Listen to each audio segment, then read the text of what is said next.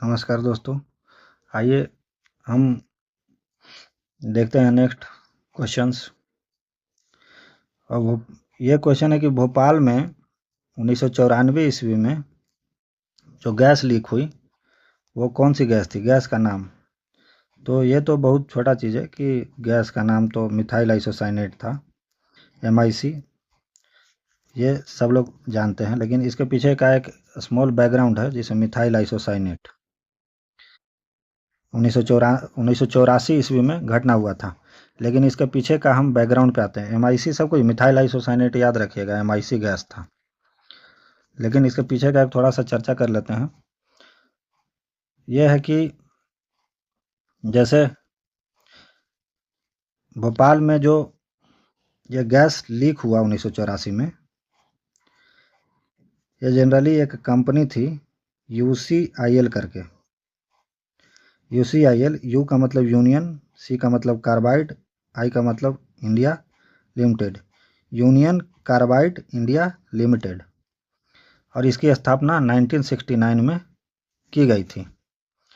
और ये American based company थी, US बेस्ड कंपनी थी, जो इंडियन गवर्नमेंट से परमिशन लेकर के भोपाल में ये प्लांट को इस्टेब्लिश किया था। और ये प्लांट किस चीज़ का था, तो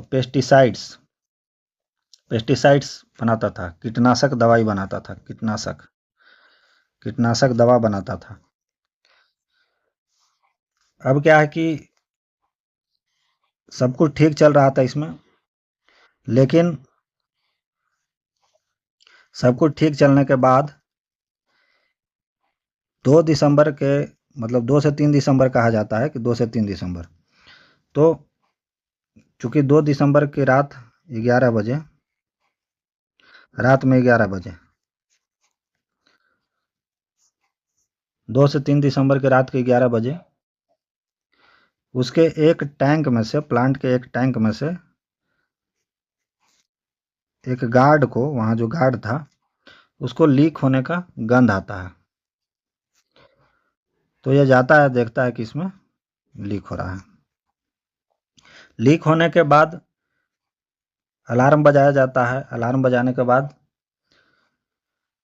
प्रयास बहुत किया जाता है कि इस गैस के लीक को रोक दिया जाए, लेकिन तब तक लोग और सुरक्षाकर्मी के आने के देर होने के कारण ये गैस को रोकना असंभव हो जाता है। एक डाटा के अनुसार, जो न्यूज़पेपर और ऑफिशियल डाटा है उसके अनुसार, करीब 1 मिलियन लोग भोपाल में प्लांट के आसपास में, जहाँ तक लोग सो रहे थे, क्योंकि रात को 11 बजे था। और कहा जाता है कि इतना फैल गया गैस कि 3800 लोग, ऑफिशियल डाटा है, 3800 लोग उठ ही नहीं पाए, क्योंकि उनके नाक में चला गया मिथाइल आइसोसाइनेट।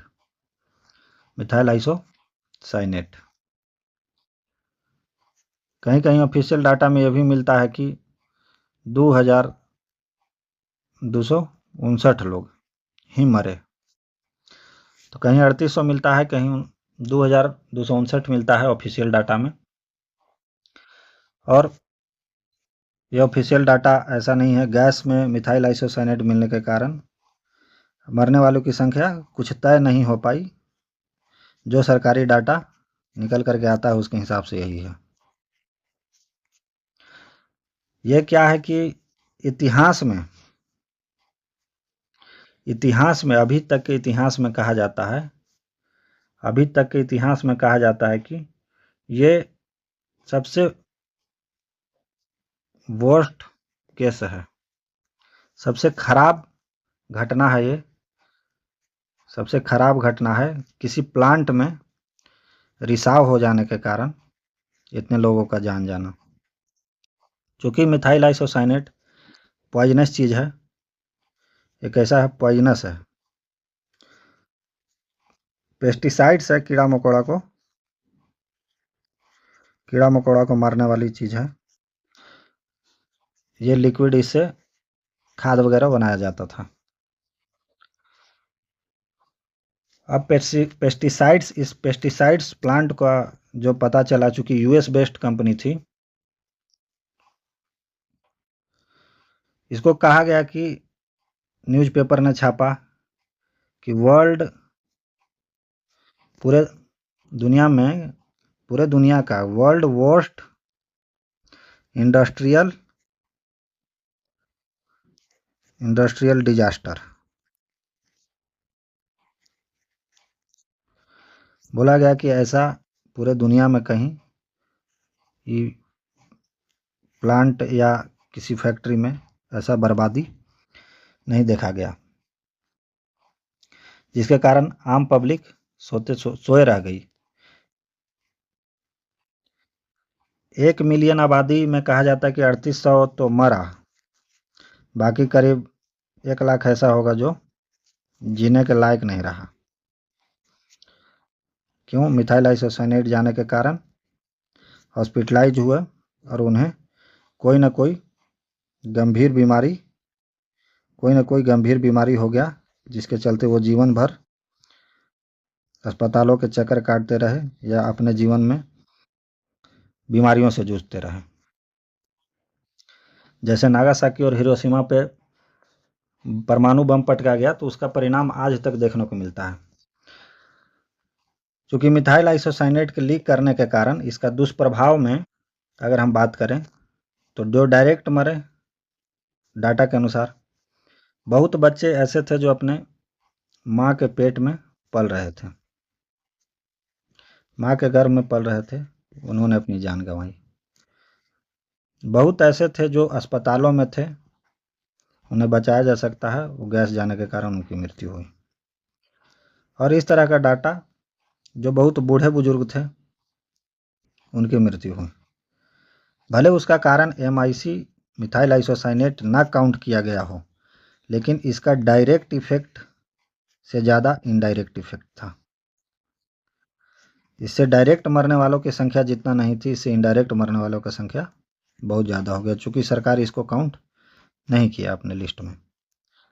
लेकिन इसका कारण ये था कि हवा में मिक्स हुआ और उसके वजह से बहुत लोगों के फेफड़ों में गया और फिर वो जीवन जीने के लायक नहीं रहे। तो ये जो MIC था, मिथाइल आइसोसाइनेट, 11 रात के 11 बजे उतना सोए हुए आबादी के बीच में गैस का लीक हुआ। और सबसे बड़ी बात यह है कि कहा जाता है कि 5 लाख आबादी प्रभावित हुआ था इससे। जैसे डायरेक्ट का बात नहीं कर रहा, इनडायरेक्ट 5 लाख लोगों पे इसका असर पड़ा। सोच सकते हैं आप, 5 लाख लोगों पर किसी गैस का असर हो जाना कितना बड़ा घटना है। जब घटना हुआ, न्यूज़पेपर ने छापना शुरू किया, बहुत बड़ा बवाल हुआ, लेकिन कोर्ट में केस चलेगा इसके चलते। इंडियन गवर्नमेंट केस करेगी इंटरनेशनल कोर्ट में। और किस पे केस करेगी? ये US बेस्ड जो UCIL कंपनी था, UCIL कंपनी। और UCIL कंपनी का चेयरमैन कौन था? हेड एंडरसन नाम था उसका, एंडरसन। जब ये पता चला तो एंडरसन इंडिया आया। उस समय 3 दिसंबर की घटना के बाद एंडरसन इंडिया आया और इसको इंडिया में पकड़ करके हाउस अरेस्ट किया गया। इंडिया में पकड़ करके हाउस अरेस्ट किया गया और कहा गया कि जल्दी से जल्दी इंडिया छोड़ दो, जल्दी से जल्दी तुम इंडिया से बाहर चले जाओ, नहीं तो इंडिया और भोपाल के लोग तुम्हारा जान ले लेंगे। तुमको क्या कर दिया जाएगा? जान मार दिया जाएगा आम पब्लिक के द्वारा। अगर तुमको लोग देख लिया पब्लिक तो तुमको जान मार देगा। क्योंकि एक तो जब इस तरह का प्लांट लग रहा था तभी लोगों का विरोध था, उस समय सरकार नहीं सुनी। और ये एंडरसन, उसके सुरक्षा मानकों पर ध्यान तो दिया जाता था, लेकिन कहने का मतलब कि ऐसा प्लांट था जिस पर हर 4 घंटे 2 घंटे पर इसका निरीक्षण किया जाना चाहिए, हर 1 घंटे पर इसका निरीक्षण किया जाना चाहिए, या तो कहिए कि एक निरीक्षक को 24 आवर वहीं रहना चाहिए। लेकिन इसका जो कहा जाता है कि जिस टैंक से रिसाव हुआ था, 1 सप्ताह पहले ही उसका मेंटेनेंस हुआ था, 1 वीक पहले ही उसका मेंटेनेंस किया गया था। लेकिन फिर भी नियति को जो मंजूर था, लेकिन नियति को मंजूर होने से पहले नियति इशारा करती है, नियति इशारा करती है, क्या प्रकृति आपको इशारा करती है, आपको हिंट देती है कि क्या घटित होने वाला है। जरूर इशारा मिलता है, प्रकृति के तरफ से हिंट मिलता है, और हिंट को जो समझ जाता है उसी को कहता है कि सिक्स सेंस था मेरे पास, 6ठा इंद्रियां है, सिक्स सेंस था मेरे पास कि ऐसा होने वाला है। तो प्रकृति ने क्या इशारा दिया था इसको लेकर के? हाँ, इशारा दिया था। क्या इशारा दिया था? और सिक्स सेंस के लोग कौन थे? तो एक नाम आता है राजकुमार केसवानी। 1976 में, चूंकि ये तो 84 में हुआ, लेकिन 1976 में राजकुमार केसवानी थे, उनका नाम था केसवानी, जो पत्रकार थे। क्या थे? ऑडिटर थे, पत्रकार थे। राजकुमार केसवानी पत्रकार थे। और एमपी का जो लोकल, मध्य प्रदेश का भोपाल का जो लोकल न्यूज़पेपर है, लोकल न्यूज़पेपर है एक, उसका नाम है रपट। रपट नाम है। इस रपट में राजकुमार केसवानी जी ने छापा, क्या छापा? छापा कि wake up Bhopal, wake up Bhopal, wake up Bhopal, you are on the edge of volcano, you are on the edge of volcano. इसका मतलब क्या है? कि जागो भोपाल के लोगों, तुम एक ज्वालामुखी के किनारों पे रह रहे हो। जागो, wake up Bhopal, you are on the edge of volcano, newspaper के हेडिंग में छापा गया रपट के। और किसने छापा? राजकुमार केसवानी जी ने। ये क्यों छापा? क्योंकि ये लगातार पत्रकार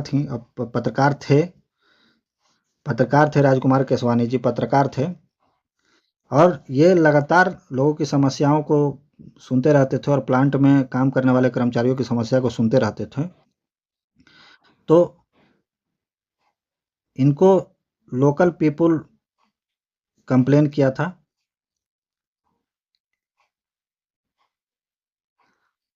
लोकल पीपुल जो है कि वहाँ के लोकल लोग कंप्लेन किए थे। कंप्लेन क्या किए थे? कि 1981 ईस्वी में, पहले भी कंप्लेन जा चुका था। तो यह है कि उन्होंने रपट में छापा कि जागो भोपाल के लोगों, तुम वोल्केनो के किनारों पे जी रहे हो, ज्वालामुखी के किनारों पे जी रहे हो। एक ज्वालामुखी एक दिन, जिस दिन फटेगा, सब जाओगे।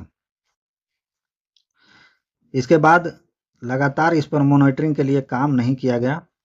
न्यूज़पेपर पर राजकुमार केसवानी जी रपट में काम करते रहे, लगातार इसके बारे में कुछ न कुछ छापते रहे, और उन्हें हमेशा इस पर सबूत मिलता था। 1976 में उन्होंने इस चीज़ को छापा था, देखा कि सुरक्षा मानकों का सही से प्रयोग नहीं किया जा रहा है, सेफ्टी एड्स को सही से यूज नहीं किया जा रहा है, और हमेशा कुछ न कुछ छोटी मात्रा में लीक हो रहा है। 1981 का बात है, 76 के बाद 1981 ईस्वी में 2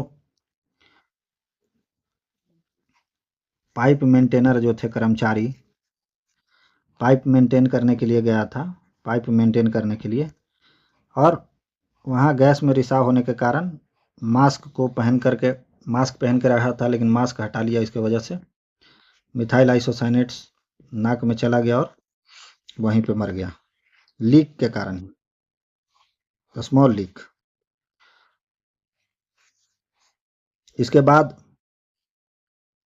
1981 की घटना थी कि जो पाइप मेंटेन करने गया वहाँ पे वो मर गया, क्योंकि लीक हो रहा था। दूसरा कि लोकल पीपुल इस बात का शिकायत पहले कर चुके थे इससे पहले कि यहाँ पे समय समय पर रिसाव होता है। लोकल पीपुल शिकायत कर चुके थे कि यहाँ क्या होता है, लीक, गैस का लीकेज होता है, स्मेलिंग होता है। 1981 में बताया एक पाइप मेंटेनर मर गया। 1982 की घटना थी, एक साल बाद, कि 24 वर्कर वहाँ का इसी गैस को सूंघ लेने के कारण हॉस्पिटलाइज्ड हो गया और किसी न किसी रूप में उनको हेल्थ से नुकसान झेलना पड़ा। 1982 में ही एक इंजीनियर साहब थे वहाँ काम करने वाले, एक इंजीनियर था काम करने वाले, उनका 30% बॉडी जल गया, बर्न कर गया था। गैस के लीक के कारण आग पकड़ लिया था उसके कारण। तो प्रकृति ने 82 तक देखिए कितना बार इशारा किया था कि है डेंजरस, है डेंजरस। राजकुमार केसवानी जी का लगातार न्यूज में छप रहा था, क्या नुकसान है इससे, नहीं है, ये आबादी के बीच में होने से क्या नुकसान है। अब ये जो है प्रकृति तो इशारा की कि MIC जो है कि खतरनाक है, और ये एक न एक दिन देगा रिटर्निंग। इंटरनेशनल कोर्ट में केस किया गया। केस हुआ किस पर? एंडरसन पर, UCIL के चेयरमैन, UCIL के यूनियन कार्बाइड इंडिया लिमिटेड के चेयरमैन। और बड़ा लंबे समय तक केस चलने के बाद एक तो UCIL के चेयरमैन एंडरसन थे और एक केशव महिंद्रा थे, जो इंडिया में केशव महिंद्रा नाम था, केशव महिंद्रा। तो एंडरसन UCIL का हेड चेयरमैन और केशव महिंद्रा जो इंडिया में प्लांट था इसके मालिक थे। केस चला इंटरनेशनल कोर्ट में, इंटरनेशनल कोर्ट में केस चला, लोगों ने केस किया था, इंडियन गवर्नमेंट भी इस पे केस लड़ रही थी। और उसके बाद 1984 की घटना है। रिजल्ट कब आता है? जून 2010 में फाइनली रिजल्ट आता है।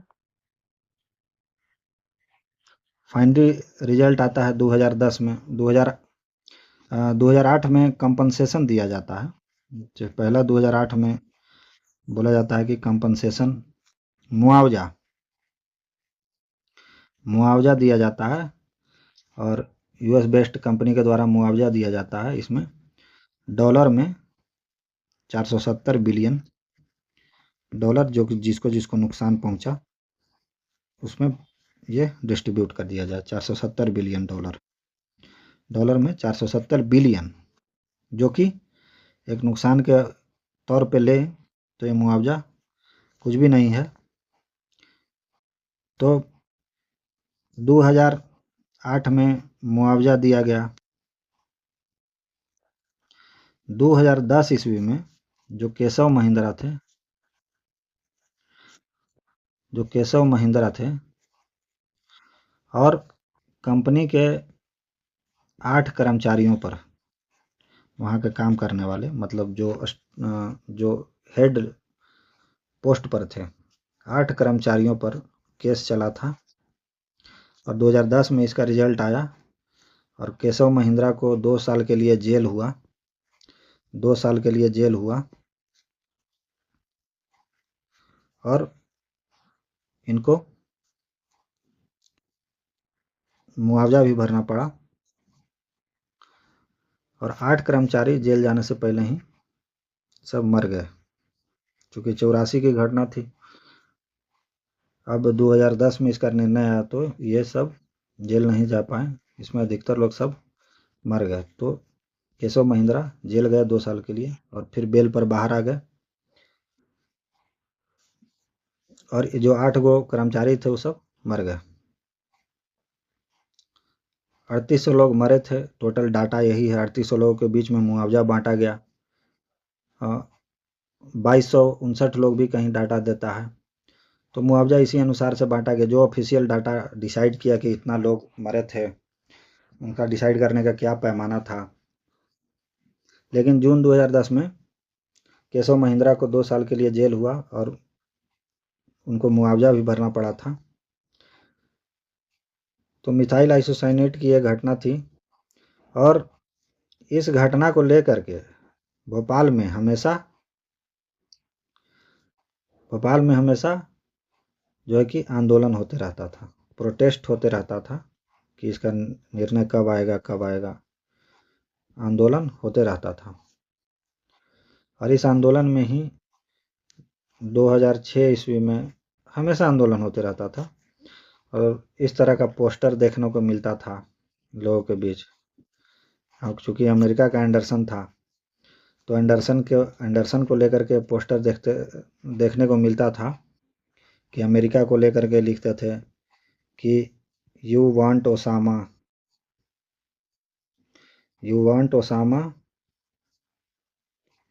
And I want Anderson. मतलब कि ओसामा बिन लादेन उस समय चूंकि वर्ल्ड ट्रेड सेंटर पे हमला करके अमेरिका का वो सरदर्द बना हुआ था अमेरिका के लिए, और उसी तरह से एंडरसन जो है कि भोपाल के लोगों के लिए, तो वही कहता था कि तुम ओसामा को खोज रहे हो और हम एंडरसन को खोज रहे हैं। तो you want Osama and I want you give me Anderson. तो आप हमें एंडरसन को सौंप दीजिए, और आप ओसामा को जिस तरह से खोज रहे हैं हम वैसे ही एंडरसन को खोज रहे हैं। तो इस तरह से यह कहानी था मिथाइल आइसोसाइनेट को लेकर के, भोपाल गैस त्रासदी। और इंडिया के, भारत के या वर्ल्ड के इतिहास में यह सबसे वर्स्ट इंडस्ट्रियल डिजास्टर, WID, सबसे बुरा औद्योगिक बर्बादी, वर्स्ट इंडस्ट्रियल डिजास्टर जो है कि त्रासदी थी ये। और ये इन्होंने 5 लाख लोगों को इनडायरेक्ट रूप से प्रभावित किया। चूंकि आज भी वहाँ पे इस चीज़ के लिए एनिवर्सरी मनाया जाता है, उनके याद में जो इस भोपाल गैस में डेड हुए। तो क्वेश्चन तो सिर्फ यही था कि भोपाल गैस 1984 में जो लीक हुआ, तो मिथाइल आइसोसाइनेट गैस था, मिक। यही मिक चल गया सबके नाक के थ्रू, और इसका आज भी हम अफसोस करते हैं। और इस तरह की घटना भविष्य में न हो, इसके लिए सुरक्षा मानकों को तैयार किया गया। और तुरंत जो है कि 1984 के बाद तुरंत जो है कि भारत सरकार एक्शन में आई, और कहीं 1986 में 2 साल बाद, 1986 में बोली कि कितना साल बाद, 2 साल बाद बोली कि अब हम EPA लेकर के आएंगे, इन्वायरमेंट प्रोटेक्शन एक्ट, पर्यावरण को नुकसान नहीं पहुंचा सकते हो। तो 84 में घटना घटी थी मिथाइल आइसोसाइनेट, इसमें 2 जोड़ दीजिए, तब समझ में आया सरकार को, इंडियन गवर्नमेंट को, कि अब हम EPA लेकर के आएंगे 1986 में। तो 4 के बाद 2 साल बाद 6 में इन्वायरमेंटल प्रोटेक्शन एक्ट आया, पर्यावरण संरक्षण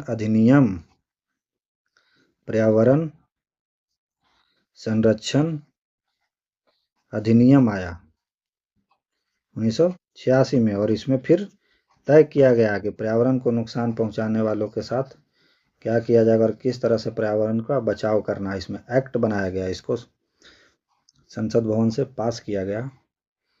और ये 1984 के बाद, 2 सालों के बाद 1986 में इन्वायरमेंटल प्रोटेक्शन एक्ट आया। तो उसका बेस कहीं ना कहीं यही था, भोपाल गैस त्रासदी। इसमें जो नुकसान हुई और जो सरकार की किरकिरी हुई, जो सरकार को क्रिटिसाइज किया गया, गवर्नमेंट को जो क्रिटिसाइज किया गया, सरकार पब्लिक से को फेस करने के लायक नहीं थी। चाहे वो इंडियन गवर्नमेंट हो या फिर भोपाल की गवर्नमेंट उस समय की हो, चूँकि ये जिम्मेदारी बनती है, चूँकि इनको अलाउ किसने किया था, तो ये जिम्मेदारी रिस्पॉन्सिबिलिटी बनती है कि ये जो आम पब्लिक, जो नॉर्मल रेसिडेंट्स थे उसके आसपास के जगह पे, इनको इतना मिथाइल आइसोसाइनेट के कारण झेलने कौन पड़ा। ये तो बुलाने नहीं गए थे इस यूसीआईएल कंपनी को। तो कुल मिलाकर के सरकार भी इस बात को समझती थी कि डिजास्टर तो हो चुका है, अब इसको जितना डैमेज कंट्रोल को रोका जाए और जितना मुआवजा हो सके और सहयोग हो सके लोगों को प्रदान किया जाए ताकि उनकी ज़िंदगी